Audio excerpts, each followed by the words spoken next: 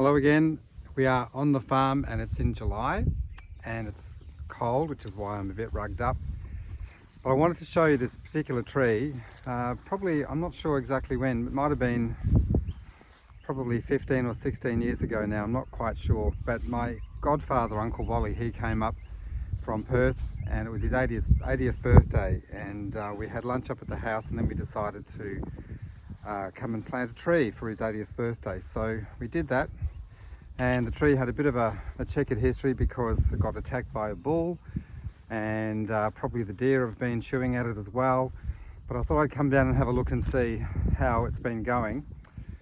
Yeah, the deodars are a type of cedar, I think, and they're just really a beautiful tree.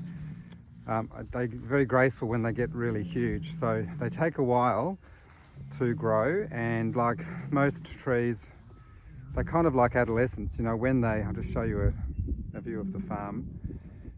Beautiful grey skies. So they get all gangly after you've planted them for a while. They start to grow and then they go all sort of gangly and weird, and then they then take shape and become the really magnificent cedars and trees that you see in big parklands and in Europe.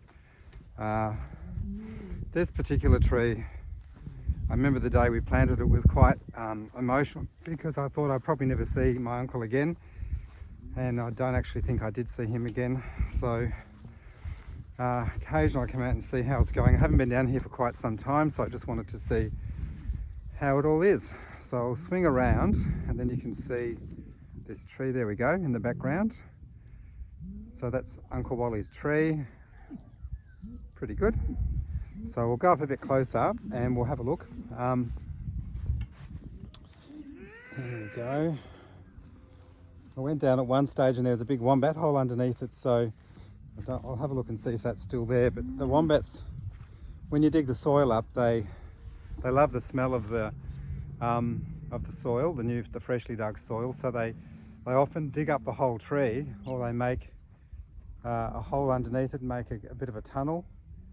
There we go, beautiful tree. And yeah, they make it their home because you've already loosened the soil up for them, I think, but they don't need loosening up, they're very strong.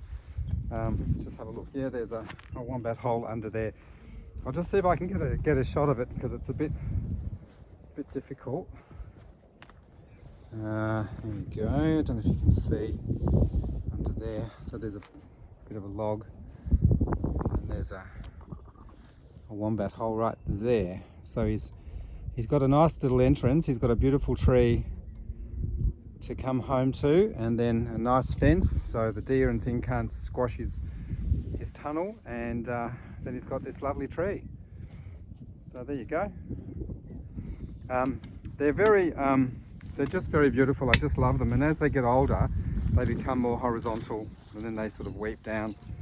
There's lots of different types of cedars and deodars, so I just love them. There you go. So I think Uncle Wally would be pretty happy with that, actually. I think he'd be saying, right, that was a day's work well done. It only actually took about 20 minutes to dig the hole and plant the tree, but it's taken at least 15 years to get to that stage. So I'll just swing around so you can see a little bit more of the farm. It's really lovely with the grey and the green and the forest around. So that forest there goes around a huge lake, the Tarago Reservoir. So, and then we've got the cows in the background. They're coming up for a drink. I'll just show you them. And then I think I'll go and sit by the fire and have a cup of tea or something. And there we go. There's some cows in the distance there too. So thanks, Uncle Wally, and we'll watch it again in another few years when it's even bigger.